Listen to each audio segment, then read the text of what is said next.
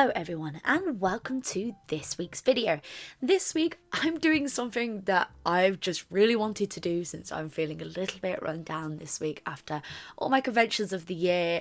After a bit, unfortunately, it does take a little bit of toll on you, so I thought I'd do something a little bit more fun, a little bit more easy.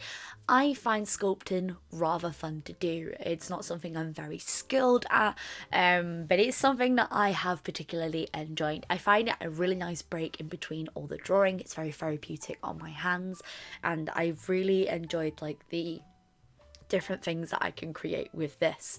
So in case you're wondering what I'm doing, I'm sculpting my very own Plumpkin and Prickles. I thought this would be super fun to do. I've really enjoyed drawing these critters a lot lately, and I thought it'd be super fun to try out and sculpt in my very own version of them. So you can see, first of all, I'm actually putting a tinfoil base down. This is something a lot of sculptors recommend. It means that you end up using less sculpty altogether, or less clay altogether, and it also means that your figure all of itself is less likely to crack when it's baked, or it's less likely to be very heavy.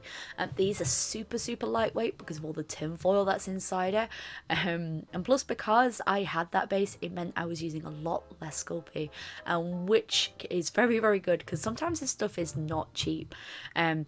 Ideally you want to use like armature wire or jewelry wire to hold the pieces together, but I just use a little bit of glue to hold them.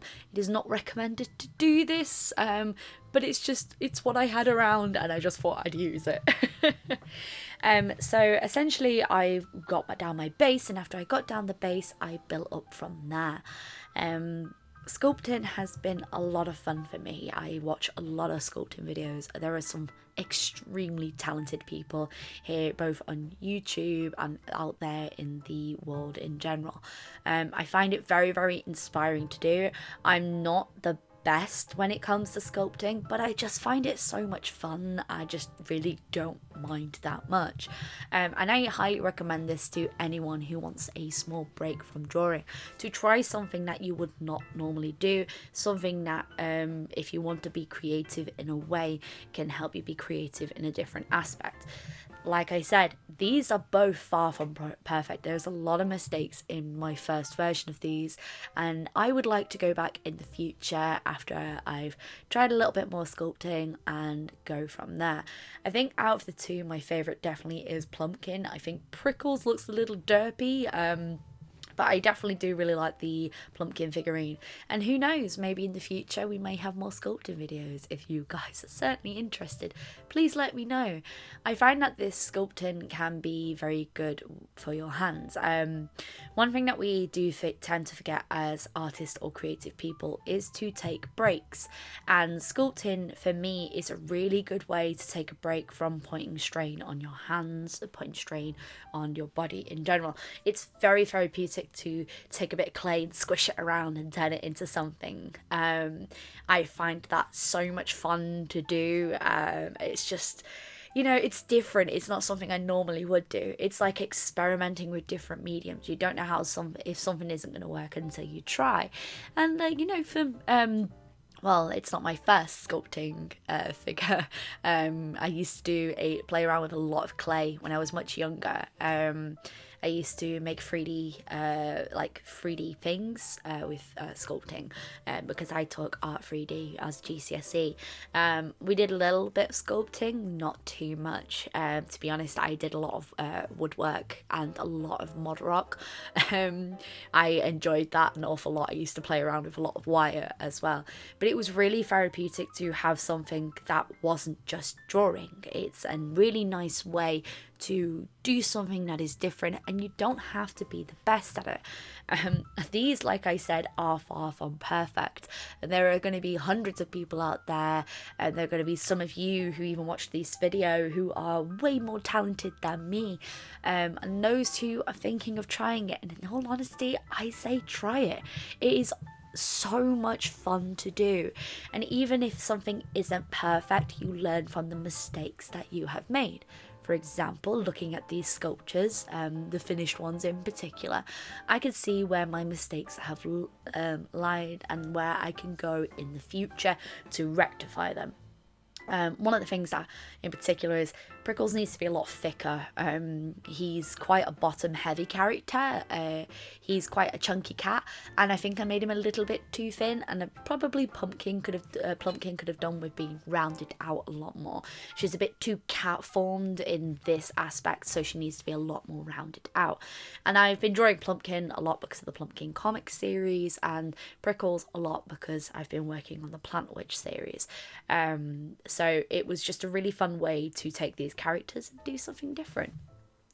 So after baking, you can see that this is the plain base. Now this is a beige clay, so it kind of looks like flesh in a way, which is a little bit unnerving. But the first thing I like to do is I like to paint a base down. As with anything, when it comes to painting, whether or not you're painting sculptures or whether or not you're painting, say, what I've done in the past where I've painted on denim jacket, painting on clothing, painting on canvas, you want to put your base down first because the base layer allows you to build up on top of. So, for example, this really pale white layer allowed the colours to stand out and be a lot brighter. And this is the same when I was working on clothing, and the same when I've been working on canvas. By having that base layer, it allows the paint something to already sit upon and work upon as well. I know this video is a little bit longer than what I normally would do, but it's just so much footage that I couldn't just fit it all into like a short 10-minute video. So it is a little bit longer than normal. So I would recommend, if you are doing this and you are painting, try and paint multiple coats. I'm using Bold Mirror acrylic here. It isn't the best acrylic that's on the market, but after about a layer, 2 or 3, I was able to get the desired colour that I wanted. So you'll notice that a lot of these colours are very matte, and then I build up the textures later on by darkening certain areas and lightening certain areas.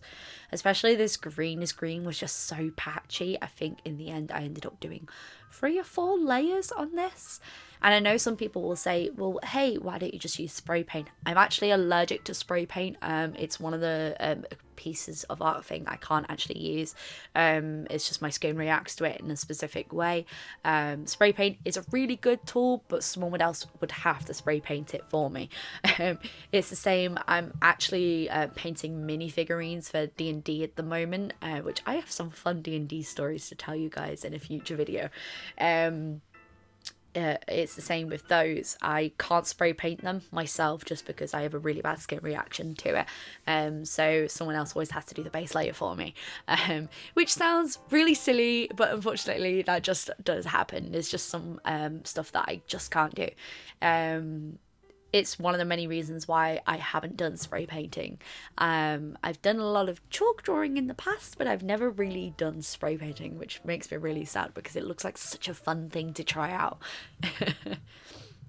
So after building up my base layer, I'm essentially going in and highlighting and darkening certain areas, particularly on Plumpkin, because she has a lot of interesting like textures to her, a lot of darkened areas and lightened areas. I could, looking at the final product, have pushed it a lot further, but I didn't want to push it too far. Particularly on her skin herself. Plumpkin has because she's a giant pumpkin, I needed to have created more of a textured effect, and so for some reason like painting wasn't working, so I actually ended up putting some paint on my finger and then dabbing to create the desired effect that I was after. I also did this on Prickles to try and create like a bit more of a textured effect. This is simply because the painting, when I was painting with a paintbrush, was just a little bit too smooth, and I just wanted a little bit more of a patchy look. You could do this with a sponge. There is specifically sponges designed to be able to do this, but I really like the texture that I was able to build by just dipping the paint on my finger and just dabbing. If there are any tips that you guys would have for sculpting, any videos that I should totally check out, please let me know in the comments section down below. I'm always interested in learning new skills. It is something that I am very passionate about. I think sometimes learning new things and pushing ourselves to try out things that we would not normally try out can can really help broaden our horizons, especially when it comes to our art. We try and tend to sometimes stick in safe zones, and by pushing yourself out of those boundaries and pushing yourself to do stuff that you would not normally do, sometimes can achieve very interesting results. Am I going to do more sculpting in the future? Absolutely. I really enjoy doing it. I don't think I'll ever be at the skill level that some other people are, but I just really enjoy doing it. It's just a really fun personal thing that I really enjoy doing, and not everything I have to do has to be a perfect piece. And I think this is something that we kind of get ourselves stuck in a mindset of, this piece has to be perfect because blah blah blah blah. Now, not every drawing I do ends up being a print. Not everything I do ends up being something that I can sell, something I can commercialize. Because I think when we get in that sort of mindset, especially when it comes to doing conventions or branching out as an artist, you end up thinking about, is this going to sell? Is this going to work? And I think that can be quite toxic. Yes, you do want to be successful. You do want to do things that, you know, make you the best profit and this, that and the other, but in all honesty, you get stuck in that rut of consistently trying to please others instead of pleasing yourself. And I sometimes will get in that mindset, and I'll go, wait, no, because this doesn't become enjoyable. I'm not drawing to please others, I'm drawing because I enjoy it. And that should be the sort of mindset you go for. Yes, you have to think about commercial aspects. Yes, you have to think about the things that are going to give you money, that are going to be able to fund certain aspects and be able to push your work, and because, you know, you want to make money. But at the same time, if you think of that mindset every single time you draw, it's not going to be fun anymore. So this is my personal take on it. Yes, you want to draw and you want to create for things to sell, but not everything you do should be a sellable product. Am I going to sell mini sculptures of these two? Absolutely not. I am not skilled enough in any way, shape or form. Did I have a hecking lot of fun doing this? Absolutely. There is no way, in any way, shape or form, anyone could tell me that I did not have fun doing this. They are far from perfect. I absolutely understand that, but I had so much fun. And that's what you should get in the mindset of taking those breaks, having fun, doing something that you would not normally do, experimenting with stuff that you would not normally experiment with, because it can be fun. Take those live drawing lessons. Hey, if there is for example, we do every now and again, we do art meets where we meet up, we all sit in a room together and we just draw and have a laugh and create together. And sometimes that is so much more beneficial and so much more healthy than thinking about every little thing has to be perfect. Because I'm telling you now, everything you do is not going to be perfect, but as long as you had fun doing it, that's all that really matters. So we're coming to the final little things of these two, and honestly, I love them. I really do.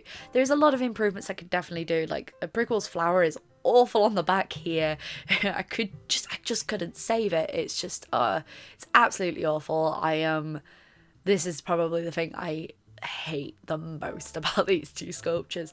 But you know what? I learned from what I could do next time. I can make a lot of little tiny flower leaves, and then petals I should say, and then branch it out to make a perfect flower on the back, because right now it just looks like a really weird brain.